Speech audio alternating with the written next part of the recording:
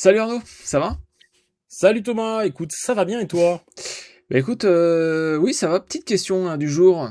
Est-ce que tirer à sec, ça abîme les armes? Eh ben tout dépend. Ok, bah écoute, merci et à la prochaine. Salut!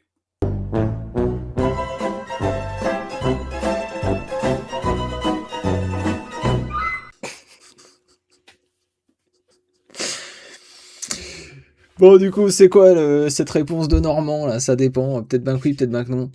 Eh ben ça dépend des armes et ça dépend des mécanismes. Alors on va commencer par dire une chose qui est une évidence, je pense, mais comme ça on aura aidé le sujet. Le tir à sec, c'est une pratique qui est très bonne pour l'instruction parce qu'en Hmm, fin de compte, il faut mémoriser le poids, faut que le cerveau et la sensation de toucher tout ça hmm. soient mémorisés. Mais il y a des mécanismes qui vont très mal supporter le tir à sec.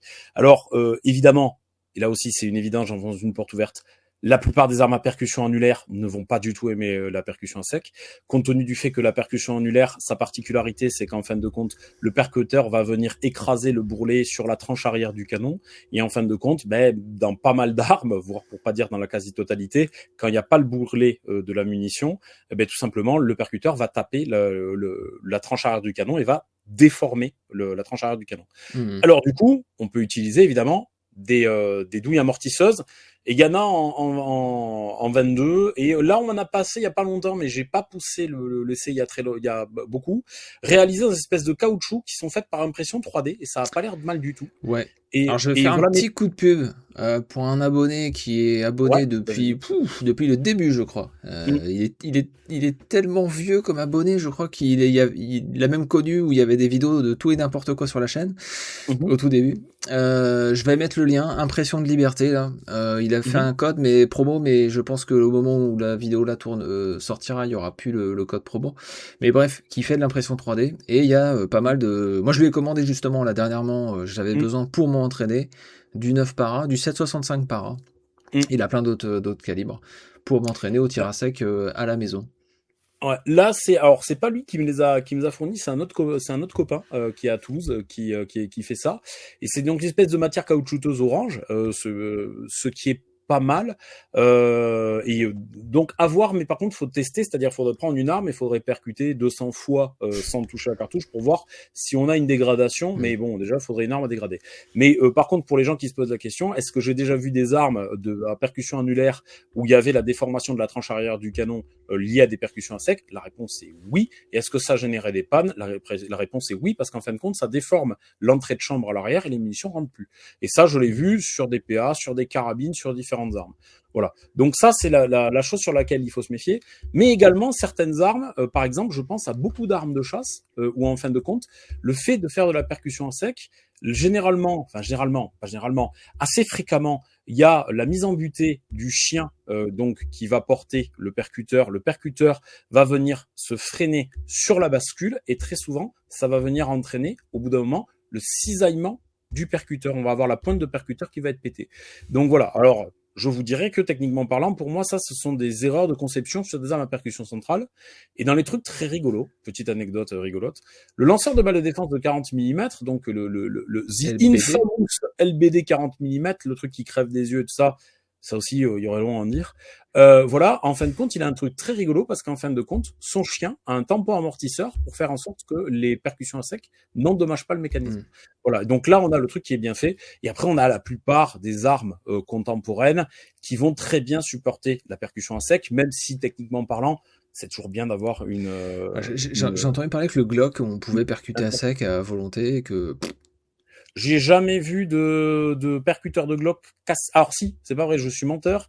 Enfin, je suis menteur, c'est pas je suis menteur, ça me revient en même temps que je parle. J'ai vu une pointe de percuteur péter dans ma vie, mais je ne sais pas le parcours du percuteur, donc je hmm. ne sais pas si c'est lié. Et après, sur les armes de service, que ce soit sur du SIG 22, que ce soit sur même sur des revolvers, j'ai pas vu en percussion centrale, j'ai pas vu beaucoup de dommages, à l'exception notable de ce que je disais, c'est-à-dire les fusils de chasse à canon basculant où là, par contre, c'était un truc assez récurrent. Est-ce que c'était lié à beaucoup de percussions à sec? Est-ce que c'était lié au fait que les armes sont mal conçues? Je sais pas s'il y avait beaucoup de percussions à sec. Une chose est sûre, Hmm. c'est que les armes, elles sont techniquement mal conçues par rapport à ça. Ça, c'est sûr. Et un revolver, pour toi, il n'y a pas de souci.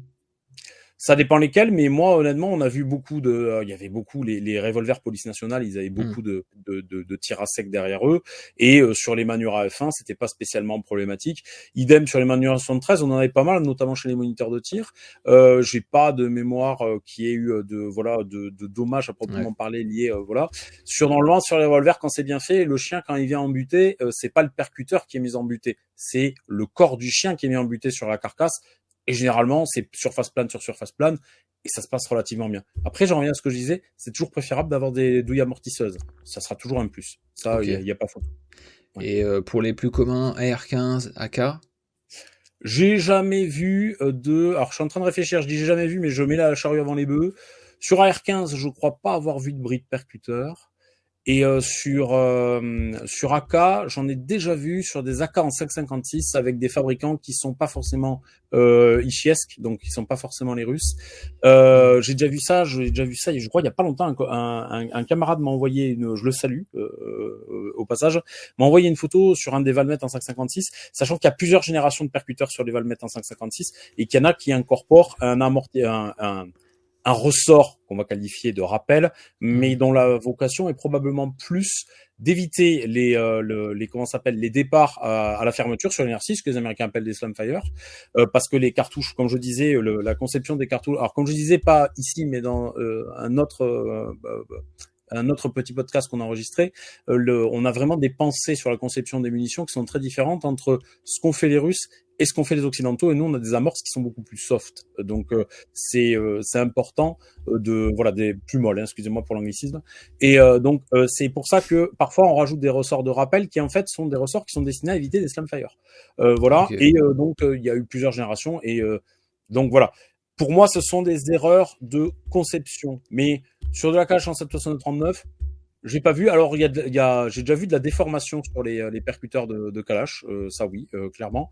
Jusqu'à présent, j'ai pas vu avec on va dire ça, qui rendent inopérant.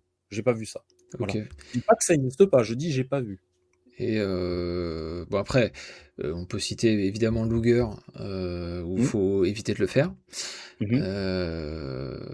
Et bon, alors là, il y a la probabilité est proche du néant que quelqu'un tire avec ça, mais le pistolet japonais type 14 casse très facilement à sec, et il y a 4 types de percuteurs différents.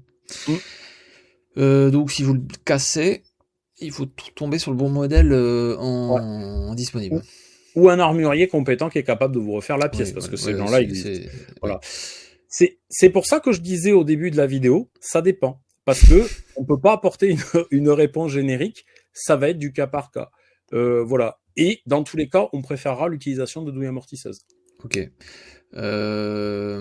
Et fusil à verrou, Mosin, Mauser 88K, etc. Alors, pareil, la réponse de Normand, comme tu disais, ça va dépendre. Sur le Mosin de mémoire, la mise en butée du percuteur se fait sur une partie cylindrique qui est située à l'arrière du percuteur. Je pense pas que ça génère de dommages. Sur Moser 98, depuis le temps, je n'ai pas vu de dommages liés à ça. J'imagine, que ça se saurait, voilà. Mais j'ai envie de dire, ça dépend des mécanismes, et je n'ai pas un recul. Quand je parlais de mon recul sur le Manura F1, le SIG 2022, le Glock, le G36 et des choses comme ça, c'est des choses où effectivement j'ai beaucoup de recul, parce que sur un parc d'armes conséquent et avec beaucoup de manipulations, notamment dans les manipulations qui sont faites dans les écoles. Mais si sur SIG 2022 ça vient de me revenir, percuteur pété au niveau du passage de la goupille de rétention du percuteur. J'en ai au moins vu 2. Voilà. Désolé, hein. C'est pas un ordinateur, ça reste un cerveau. Bon, et 2 sur combien 10 000 hein 2 sur 10 000 Ah non, mais plus que ça. Sur le centre où je travaillais, on passait entre 4 et 6 000 armes par an. Donc voilà, et j'y ai bossé pendant plus de 10 ans. Donc non, sur beaucoup plus que ça. Et voilà, donc et une fois de plus, douille amortisseuse, c'est quand même toujours préférable, même sur ces armes qui sont réputées capables d'absorber. Et ta petite question, parce que je pense qu'on a fait un peu le tour là du tir à sec. Le stockage. Certains stockent avec une douille amortisseuse leur arme. Enfin, pourquoi ? Ben parce que alors pourquoi parce que tout simplement sur le comment ça s'appelle, on va chercher à désarmer, on va dire à libérer tous les ressorts qu'on va stocker. On va stocker avec un chargeur vide et on va stocker avec un mécanisme de mise à feu percuté. Et par exemple, ben oui effectivement, moi sur les calibres 12, c'est pas un truc incongru de mettre des douilles amortisseurs dans les fusils à un coup par canon et de percuter pour stocker les armes avec les mécanismes libérés. Et je croyais que les ressorts, c'était pas très grave qu'ils restent comprimés. Alors c'est pas très grave, tout dépend. C'est pareil. Je suis désolé, je sais que c'est à chaque fois des réponses de Normand. Ça va dépendre des qualités, mais il y a des armes qui vont effectivement très très bien le vivre. Il y a des armes qui vont moins bien le vivre avec des aciers de moins bonne qualité. Et en fait, le truc, c'est que l'habitude, en tout cas, c'est de stocker avec les mécanismes libérés. Pour deux raisons. Pour sauvegarder les ressorts et ensuite pour être sûr que le mécanisme n'est pas armé et donc pour être sûr que potentiellement c'est pas chambré prêt à partir. C'est aussi ça l'idée. C'est de faire en sorte que... Hein? Je dis n'importe quoi, je dis une connerie. J'ai dit tout est chargé chez moi, je comprends pas de quoi tu parles. De quoi? Attention, voilà. Et voilà, non, mais ne faites pas ça. Ces cascades sont faites par des professionnels. C'est vrai. Après, on va me reprocher de. Exactement. C'est ma responsabilité. Voilà. Et évidemment, c'est du troll quand je dis que ces cascades sont faites par des professionnels.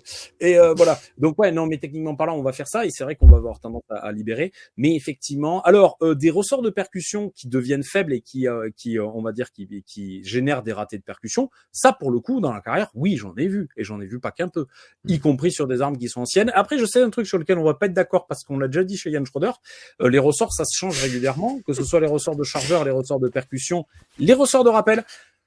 Pour les gens qui tirent au SDT-40, méfiez-vous énormément du ressort de rappel de percuteur qui est bien trop léger par rapport à certaines munitions du commerce et donc l'arme a la fâcheuse tendance à faire du slam fire, notamment si vous avez la mauvaise idée d'introduire une munition directement en chambre et de lâcher la culasse. Ah oui, donc non, voilà. Ça c'est pas très drôle. Voilà. Oui. Il y a donc voilà. Donc bon, les ressorts, ça finit de se changer. Et donc là où je disais qu'on n'était pas d'accord, c'est moi je reste convaincu que pour voilà. Pour les P08, je reste convaincu que ressort de chargeur et ressort récupérateur, c'est pas un mal de les changer sur des armes qui ont près de 100 ans. Parce que quand vous regardez un petit peu, le ressort récupérateur dans une arme à feu, il a quelle fonction? Il renvoie l'ensemble mobile en batterie, ou la culasse en batterie, mais il va également assurer la décélération et une mise en butée progressive des pièces qui ont été impulsées. Donc en fin de compte, quand ce ressort se fatigue, on a une mise en butée qui est brutale, et quand on a une mise en butée qui est brutale, on a des pièces qui tapent. Et ensuite, pour le ressort de chargeur, tout simplement, le ressort de chargeur, il est très important. Sur le P08, il est, tu n'en disconviendras pas, il est très fin.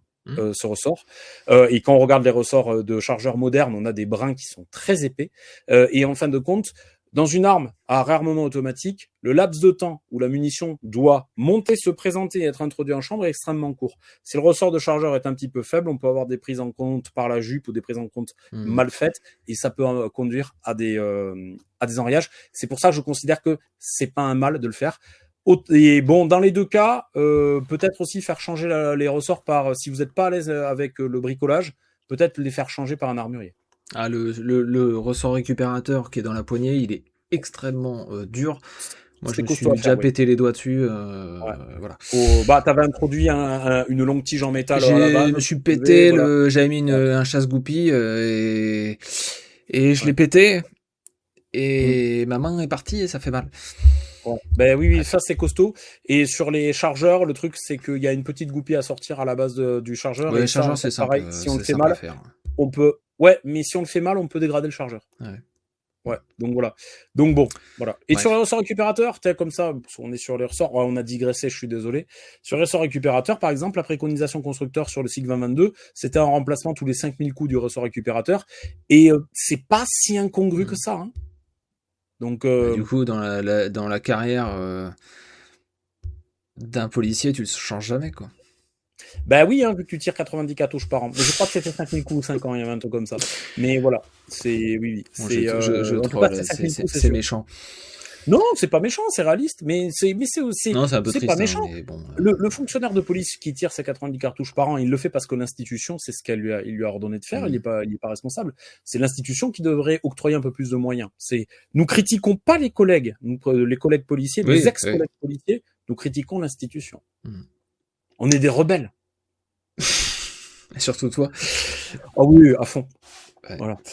Ok, eh ben écoute, donc je remettrai un lien là pour l'abonné là qui fait de l'impression 3D pour les douilles amortisseuses, et puis et je pense qu'on a fait le tour de la question. On a même largement digressé. Voilà. Ouais. Bah écoute, merci à toi Arnaud, et puis ben, à la merci à prochaine. toi.